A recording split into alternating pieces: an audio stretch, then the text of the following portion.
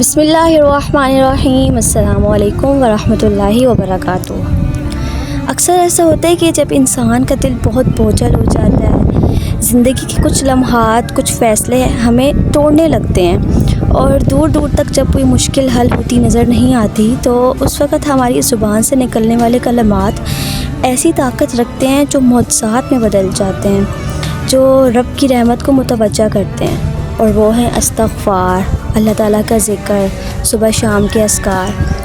ہماری زندگی میں اپس اینڈ ڈاؤنس آتے رہتے ہیں، تو اس وقت ہمارا یہ ٹیسٹ ہوتا ہے کہ ہم اللہ کی رضا میں راضی ہیں کہ نہیں ہیں۔ ہماری زندگی میں چاہے خوشیاں آئیں یا غم، کبھی بھی ہمیں اللہ سے شکوہ نہیں کرنا چاہیے۔ اکثر ایسا ہوتا ہے نا، جب اللہ ہماری خواہشات پوری کرتے ہیں، ہمیں بہت خوشیاں دیتے ہیں، ہم بہت خوش ہوتے ہیں، تو اس وقت ہم اللہ کو بھول جاتے ہیں، اور اللہ تعالیٰ کو یاد کرنے کے بجائے، ان کا شکر ادا کرنے کے بجائے ہم پارٹیز کرتے ہیں، ہم سیلیبریشن کرتے ہیں۔ اور جب ہمیں کوئی غم یا دکھ ملتا ہے اور ہم بہت پریشان ہوتے ہیں، تو اس وقت ہماری جو دن ہوتا ہے اور راتیں چاہے نمازوں میں گزر جاتی ہیں، ہم دعاؤں میں مصروف رہتے ہیں۔ تو کہنے کا مقصد یہ ہے کہ ہر حال میں اپنی زبان کو اللہ کے ذکر سے تر رکھنا چاہیے،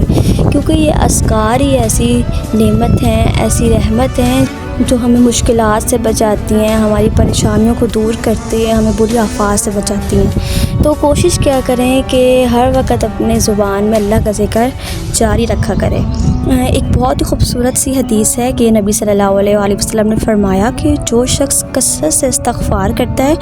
تو اللہ تعالیٰ اس کو ہر تنگی سے نکال دیتے ہیں، اور اسے ہر غم سے نجات دے دیتے ہیں، اور اسے ایسی جگہ سے رزق دیتے ہیں جہاں سے اسے گمان بھی نہیں ہوتا۔ یہ اللہ تعالیٰ کی رحمت ہے، اللہ کی ہم سے محبت ہے کہ ہم دن میں ہر وقت گناہوں میں رہتے ہیں، اللہ تعالیٰ سے غافل رہتے ہیں، لیکن اس کے باوجود بھی اللہ تعالیٰ ہمیں نعمتوں پہ نعمتیں دیتے ہیں، اور ہم پھر بھی بجائے شکر کے ہم دنیا میں مگن رہتے ہیں۔ ہم نے کبھی یہ نہیں سوچا کہ آج کل جو اتنی مہنگائی ہو گئی ہے، ہمارے ملک کے حالات اتنے خراب ہیں، ہر گھر میں لڑائیاں اور جھگڑے عام ہو چکے ہیں، تو یہ سب اسی لیے ہے کہ ہم اللہ تعالیٰ سے دور ہیں۔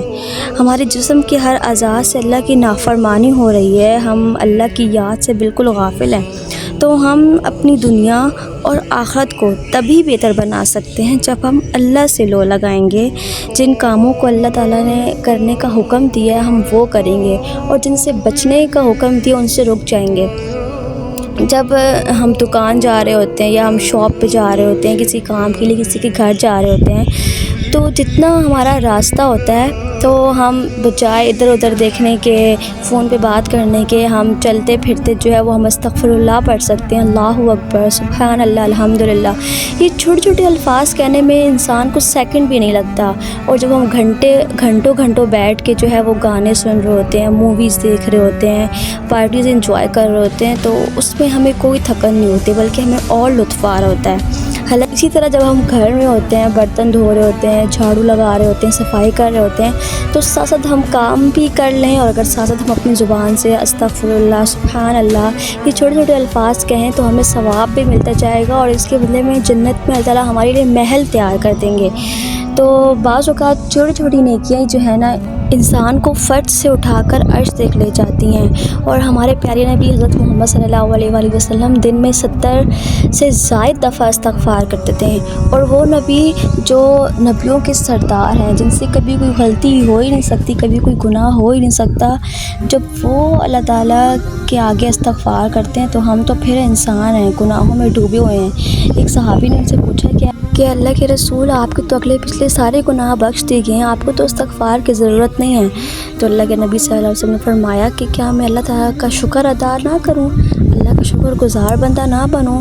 جب وہ اتنی عظیم ہستی استغفار کرتی ہیں، تو ہم